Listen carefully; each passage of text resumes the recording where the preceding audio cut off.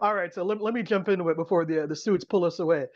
So, the first thing that I got to ask you, and we're gonna go, deep in the whole story and the surrealism of it all, but like, you're a first time director. I'm looking at your stuff online. You did a lot of commercials. You're an actor, but like, you're literally working with this like mega heavyweight cast. Yeah, Forget Ewan, forget Lara. I mean, you've got F. Murray Abraham and Ellen Burstyn in your cast. yeah. So for a first time feature director, I mean, were you just nervous the whole time? I mean, what's that like dealing with all these super famous people? Yeah, man, I was nervous the whole time, but I think that's a good thing. I mean, as an actor, if you're not nervous before you enter the stage, something is off. You're not performing, right? And I think adrenaline and being nervous is good, is a good thing. You should be on your toes. I mean, these are legends. Like, like I'm very aware when I direct Ellen Burstyn that she knows more than I do, and she is way more intelligent in terms of just experience. So I gotta respect that. But on one hand, I'm strangely enough their boss. Like I don't like to use that word necessarily, but like I need to push the acting into the direction I want. And I think that comes from just being like, all right, sure, I look up to you tremendously, but here's what we got to do today. I don't care necessarily if this takes 12 or 20 takes. We need to get here no matter how uncomfortable it is. So it's this, I mean, man, it's this weird balance of giving yourself in, like, completely immerse yourself into the experience of like, all right, we're making a movie together, and I've been thinking about this for a long time. I need you to understand me as much as I understand you and stuff. But I mean, sure, it's nerve-wracking. These guys are the best of the best.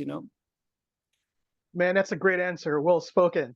All right, so let's dial it back to the beginning, right? So, I was unaware of the book, I guess, by Jerker Verdberg, if I'm Yeah, saying that good. correctly. Mama Sofa, my terrible No, but it's pronunciation. But that's all uh, but right. but I'm wondering, so you're in this game for a bit. You've got some prominence, as a director, so you might have a lot of these scripts thrown at you. Why did you want to adapt this book? What was it about this source material that you want to make this your first feature? Dude, to be honest, I didn't get a lot of scripts thrown at me. I've written a couple of Swedish scripts for a long time that was very hard to finance because, as you know, I'm a sucker for very weird cinema, right? And these are hard. Like, financiers are, especially in Europe, hard to convince because the market for these kinds of movies are hard to sell, right? So I figured, after some conversations with friends I have that I really look up to, role models such as Spike Jones and Gus Van Sant and stuff, they said, why don't you just I mean, write it in English and see what happens here. So that's what I did. And the book really like just captured an essence of what I was dealing with at a time, grief, and family traumas and all that. So within the first 10 pages, I'm like, all right, this is it. A mother sits down on the couch. Wherever the book takes me, I'm not that interested in. I want to take it wherever I want to go. So I wrote the script after just 10 pages of the book. And then I finished the book and called the writer to just like, hey, can I just go with this? And he gave me full sort of hands off. He's like, do whatever you want with it.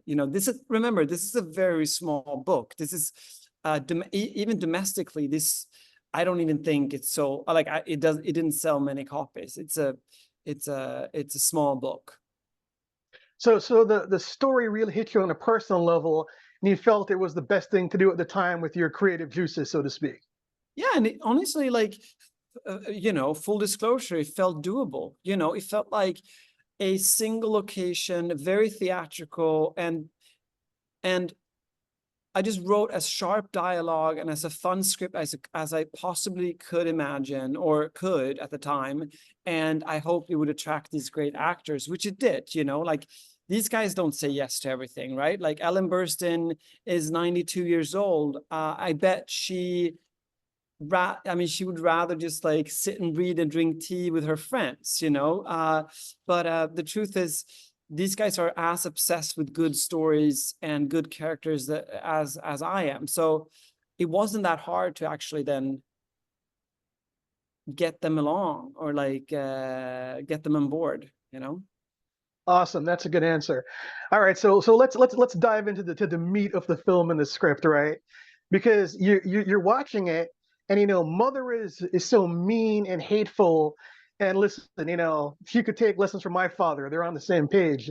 Great. And so you're watching the film, and there's a very serious, hardcore family dynamic. But then what you're saying about the surrealism, this like dreamlike atmosphere, where you're wondering, I mean, is this real? Or are they in purgatory?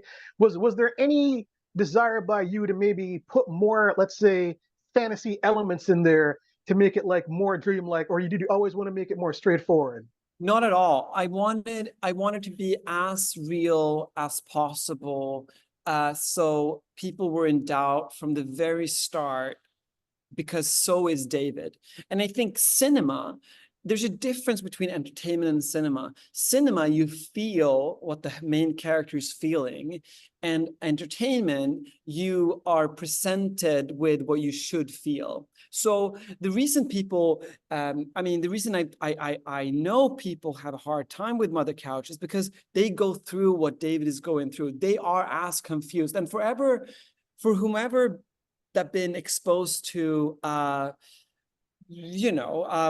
grief, they know it's very, very, very hard to line up your emotions and what's going on. Everything comes at you at the same time, and it's confusing until it's not, So I never wanted to make, like, I'm not a big fan of surrealism when it comes to like, like when, I don't know, like there's a big crab walking around or whatever. Like, I think surrealism is, the first shot of the film, Julian, is surrealist. Like it's impossible to shoot that shot, right? That's a heavily CGI'd shot from when we start up in the sky and pan down. If you think about it, there's no ladder that's that high. The only way to reach that height is by helicopter. So, and we didn't shoot it on a helicopter, but this is to manipulate the audience perception of reality. Like, we're in a different space from the get-go. So I think if you just pay attention, you would notice that it's surreal from the very start. Yeah. No, that makes sense. I like where you're going with this. So, I'm watching Ellen Burstyn, once again, great all-time actress, and she is so despicable and so unlikable as a mother. We kind of see what she's done to her children and what has really, destroyed their lives just by the way that she's treated them, right? And so as a filmmaker, dealing with people who are trying to get distribution, they always want certain characters like mom or grandpa to be likable, even if they're Yeah. unlikable.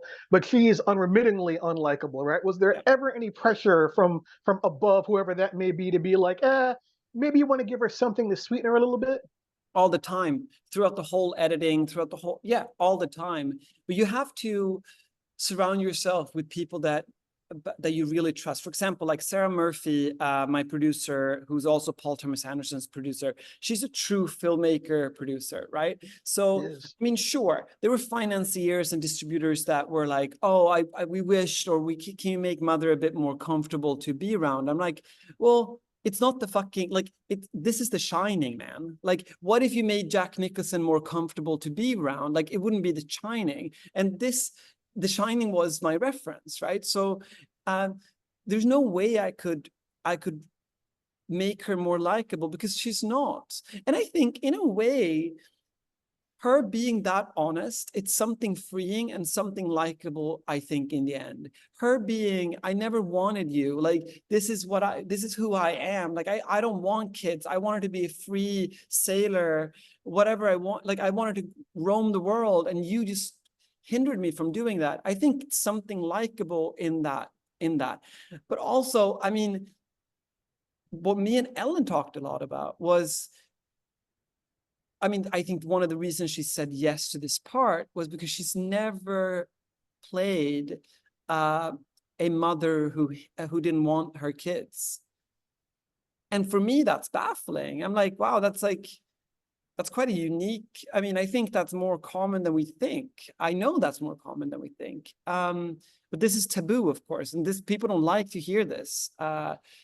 And this is what makes Mother Couch a horror and not a comedy, which of course the distributors love to say it's a comedy. But I bet whoever walks into the theater thinking this is a Ewan McGregor and Ellen Burstyn comedy will walk out, you know. You know what? Great answer. You're on fire, mate. Okay, so I want to talk about Christopher Bear's music, right? Because in the beginning, it's kind of playful, with the horns. But then, when we get to that really just gut-wrenching interaction where she tells David, Ewan McGregor's character, what she really felt about his birth, there is a change in the music to something that's more sinister.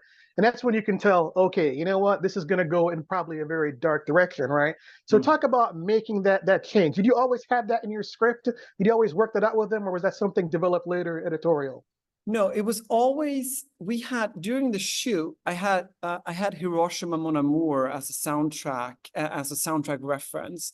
And I don't know if you remember that film, but it's one of my favorite films. And the soundtrack is a character in itself, and it guides the audience into the mind of the main character. So of course Shaktati did this, and later Paul Thomas Anderson did this in Punch Drunk Love, and it's a sort of a common thing. And I think upon a first view it can be disturbing and almost too much, but that's the whole point. Like it's supposed to be a disturbing element that adds a layer of the main character's confusion, annoyment, fear, anger, or whatever. However, at the end, one thing that me and Christopher Bear talked about was this big relief. Like, we need something at the end that feels Titanic in its expression. And we like, what if we just go full on strings, man? Like, can we do that? Can we go full on thing? Like, and he did. And I love it, and he's releasing it now as a soundtrack release. So yeah, he's a genius. I mean, what can I say? It works, mate. It's a hell of an accompaniment.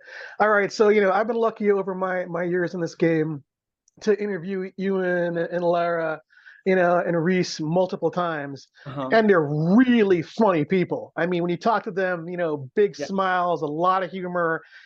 But in this film, all the characters are so subdued because they're dealing with a woman that they don't know how to deal with, right? So talk about the environment on set with the ensemble. Was it all business? Were you guys, more playful? How did you work with them to get that dramatic performance? By being honest, we rehearsed a lot. We had a lot of fun on set. I mean, look, it's very hard not to have fun on set when we're dealing with a very absurd situation, and this is in fact the fun. This is funny, right? And I mean, you met Rhys Ifans. Like, I mean, he's arguably the funniest guy ever. So just having him around makes it great. And I think, I mean, F. Murray's a joke. I don't know if you interviewed F. Murray, but this is what he does, man. So he walks over to me, we're shooting. He walks over to me, he's like, Niclas, would you gather the crew and everyone, just gather everyone. I'm like, now? And we're shooting. He's like, yes, I just want to tell a little joke. I'm like, all right, everybody come on. Like, F. Murray wants to say something, and he just tells this joke in front of everybody, like an 85-year-old man kind of joke. We all laugh, and then we're like, all right, let's hit it, I mean, that's gold. That's gold. That's really hilarious. Okay, so this is a silly question that I ask filmmakers, but I like the answers that I get. So what is the best and worst day for you, Niclas, as writer and director of Mother Couch on this film? The best day is when the best day I had was when I showed the movie to the cast for the first time. Because it is, after all, a group effort, and just being able to show what we've done and seeing their reactions and talking about the movie and seeing them cry or whatever, that is the best thing. That is the most beautiful thing that can happen. The worst day is kind of every day you have to leave the car to go to the shoot. Because it's a particular feeling of what the fuck am I doing? I'm not prepared. I'm a kid. I haven't done this before. And to take that step out of the car every morning, that's the worst day. But then that day can turn into, but those moments are terrible, horrendous. Man, I'm loving your answers, mate. All right, so this is one from the metrics department from the Suits.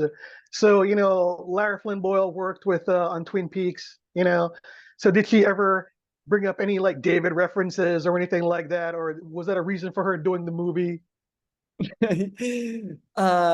We didn't talk about David a lot. We talked about Todd Solondz. I'm a Solondz fan, so we talked about Todd a lot, and she compared me to him because I do a lot of takes. I don't move on for the sake of just people's feelings. I move on when I think we have it. But yeah, we talked a little about David. One thing, she's hilarious, right? So one thing, I mean, it was a joke, but she was like, "Oh, David would never do that to me," or whatever. Like, it's clearly a joke, but that's just gold. That's just amazing. I'm like, oh, what would he? Like, I'm curious. What would he say? But yeah, that's hilarious. That's a great story. All right, so getting back to the film, the ending with the flood, it takes an interesting turn, right? And so obviously, without going into spoilers, when I was watching what happened to Mother, to Ellen Burstyn's character, I'm thinking to myself, wow, she's a 90-year-old woman, and this scene seems to be very, very dangerous. Yeah. There's a lot going on there. There's a lot going on. There's a lot of physical stuff going on. So the camera's on her the whole time. I mean, that's not a stunt woman. That's her the whole time, right? Yeah. That's her. I mean, Wow. what you do is you break it down. It takes a couple of weeks or whatever to figure it out how to do it.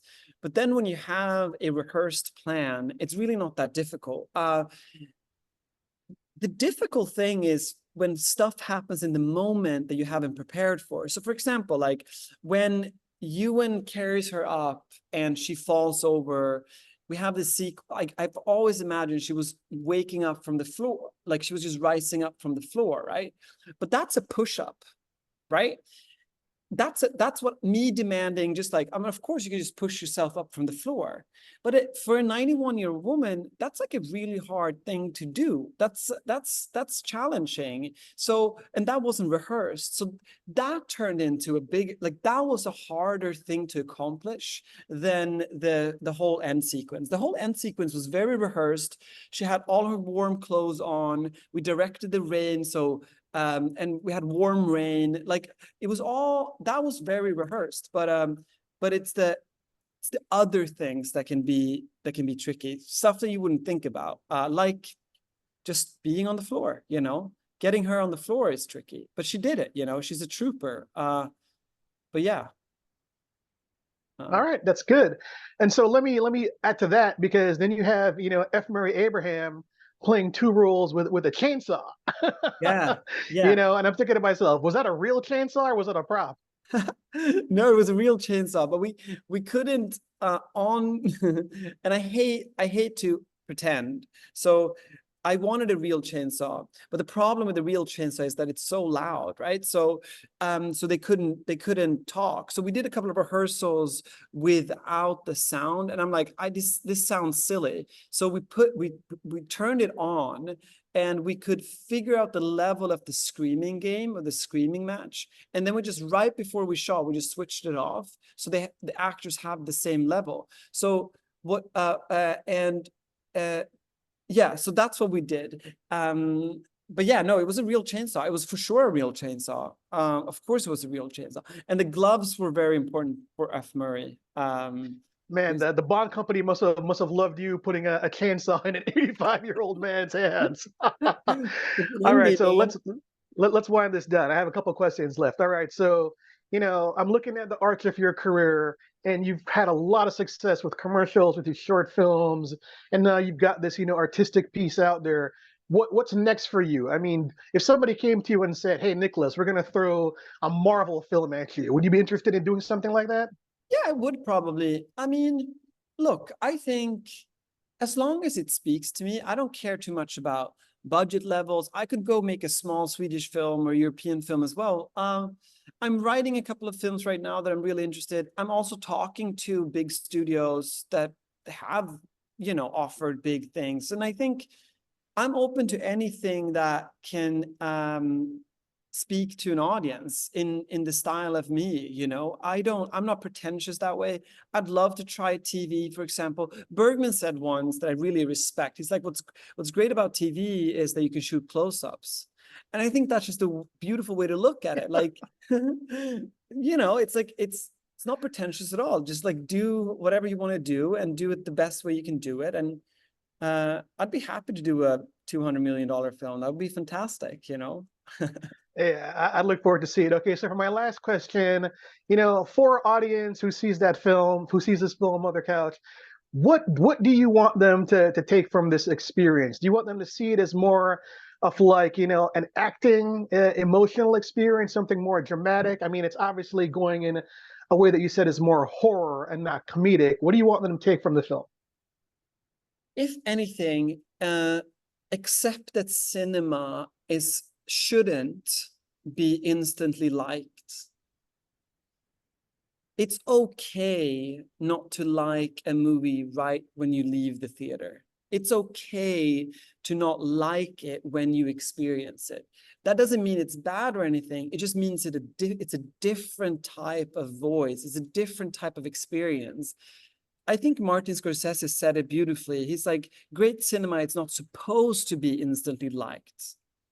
And this is true. This is true. Like, so if you like it straight off the bat, great. If you don't, think about it before you hate it, like think about it before. It's okay to be confused, it's okay to feel uncomfortable. This is what great cinema should do to us, I think. Not to talk shit about Rambo or whatever. I love those movies as well. But you know what I mean, man. Awesome, awesome. Hey, Niclas, thanks for your time, man. I really appreciate it. Of course, Julian, of course. Thank you so much.